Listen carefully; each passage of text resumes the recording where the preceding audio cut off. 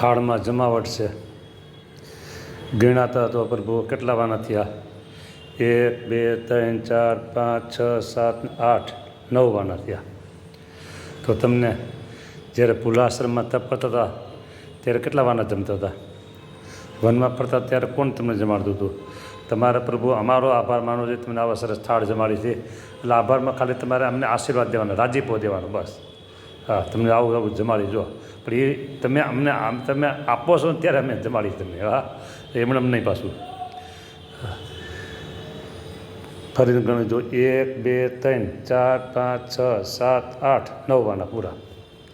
હા, અને જળ ગણો તો 10. હા, અને જ્યાં તો પુલાશ્રમમાં શું જળ પાન કરતા હતા, હવા પાન, વારી વાયુ, બસ પાણી અને હવા એનું બે હતું તમારે. અહીંયા કેટલું તમે જમાડી છે કયો? એટલે તમારે મારી પર ખૂબ રાજી થવું જોઈએ.